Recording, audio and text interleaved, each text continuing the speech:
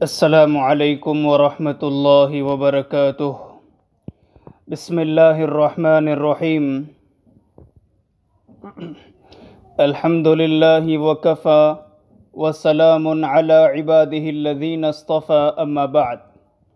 اعوذ باللہ من الشیطان الرجیم، بسم اللہ الرحمن الرحیم۔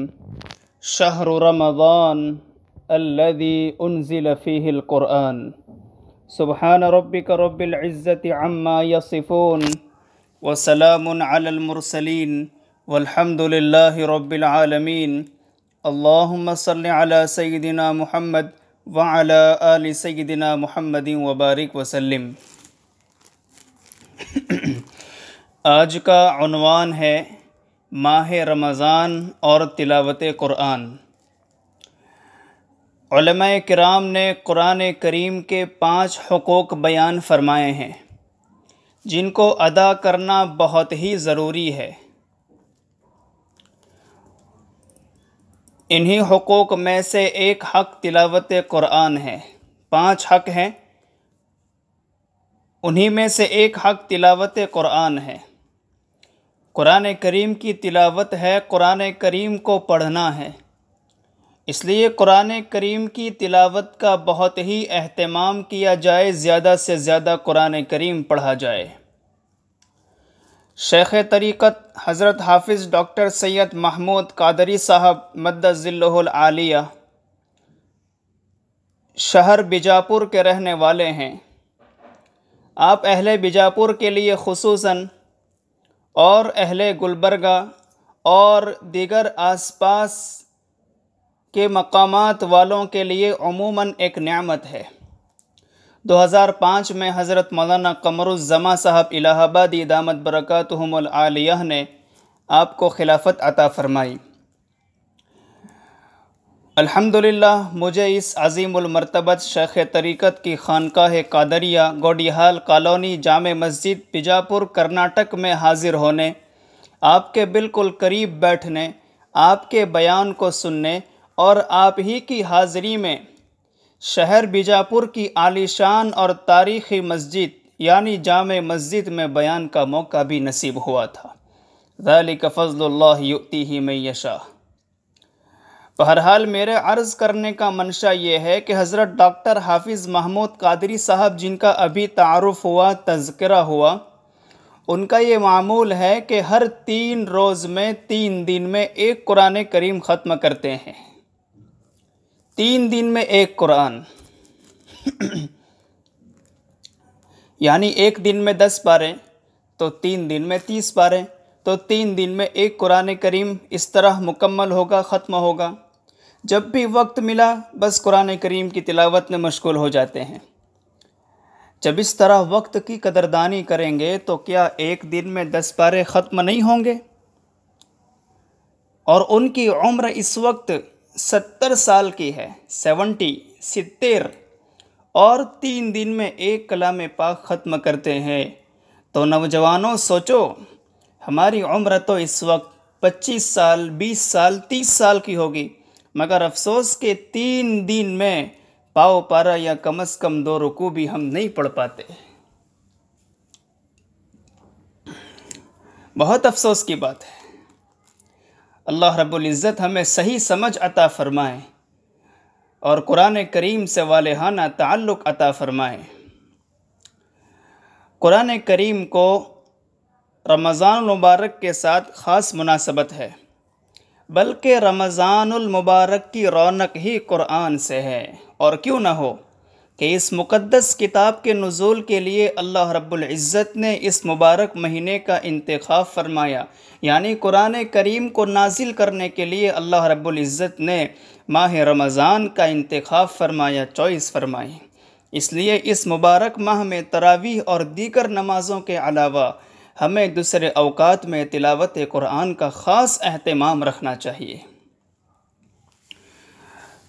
خطیب الاسلام حضرت مولانا عبد الکریم ندیم صاحب فرماتے ہیں کہ علماء نے لکھا ہے کہ کم از کم رمضان المبارک میں 2 قرآن کریم ختم کیا جائے۔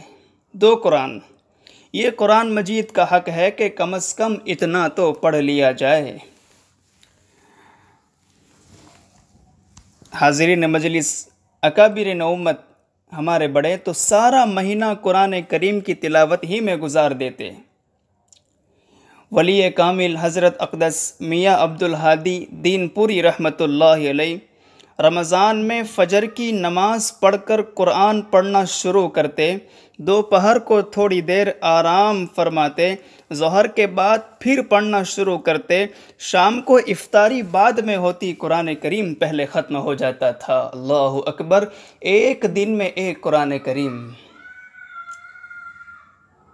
محبوب العلماء والصلحاء عارف باللہ حضرت مولانا پیر ذوالفقار احمد نقشبندی دامت برکاتہم العالیہ فرماتے ہیں کہ حضرت امام اعظم ابو حنیفہ رحمۃ اللہ علیہ رمضان میں روزانہ ایک قرآن پاک دن میں ختم فرماتے، ایک رات میں اور ایک تراویح میں ختم کیا کرتے تھے۔ یوں وہ پورے رمضان میں 61 قرآن کریم ختم کر لیا کرتے تھے۔ 61 امام اعظم ابو حنیفہ رحمۃ اللہ علیہ پورے رمضان میں 61 قرآن کریم ختم کر لیتے تھے۔ سبحان اللہ! کیا اللہ رب العزت نے ان کو قرآن کریم سے تعلق عطا فرمایا تھا، کاش کہ ہمیں بھی ایسا ہی تعلق نصیب ہو جائے۔ اس لیے میرے عزیزو، زیادہ سے زیادہ وقت ہمیں قرآن پاک کی تلاوت میں صرف کرنا چاہیے، گزارنا چاہیے۔ آج تلاوت قرآن کے سلسلے میں ہم مسلمانوں سے بڑی کوتاہی ہو رہی ہے، بلکہ ہماری تن آسانی کا حال تو یہ ہے کہ ہمارے لیے ایک قرآن پاک تراویح میں سننا مشکل ہو جاتا ہے۔ ایک قرآن کریم تراویح میں سننے کے لیے ہم تیار نہیں ہیں۔ بہت سے کہتے ہیں کہ جی فلاں مسجد میں جانا ہے، کیوں؟ جی وہاں 30 منٹ میں 25 منٹ میں تراویح ختم ہو جاتی ہے، فلاں جگہ 25 منٹ دیر سے ختم ہوتی ہے۔ ہم مسجدیں ڈھونڈتے پھرتے ہیں، تلاش کرتے رہتے ہیں کہ کہاں ہم 5 منٹ پہلے فارغ ہو سکتے ہیں۔ ارے بعض لوگ تو وہ بھی ہیں کہ پورا مہینہ اسی طرح گزر جاتا ہے کہ ایک پارے کی تلاوت بھی نہیں کر پاتے، ایک پارے کی تلاوت بھی نہیں کر پاتے۔ ایسے لوگوں کی محرومی میں تو کیا شک کیا جا سکتا ہے کہ رمضان میں بھی قرآن کریم سے غفلت، اللہ رب العزت کی یاد سے غافل۔ کسی شاعر نے بہت ہی صحیح کہا ہے، اب کون سے موسم میں وہ آس لگائے، اب کون سے موسم میں وہ آس لگائے، رمضان میں بھی جس کو اللہ تعالیٰ یاد نہ آئے۔ ہم لا یعنی امور میں، بیکار کاموں میں اتنا وقت گزار دیتے ہیں کہ اگر اتنا وقت قرآن کریم کی تلاوت میں گزار دیں تو آسانی کے ساتھ 2 قرآن کریم ختم کر سکتے ہیں۔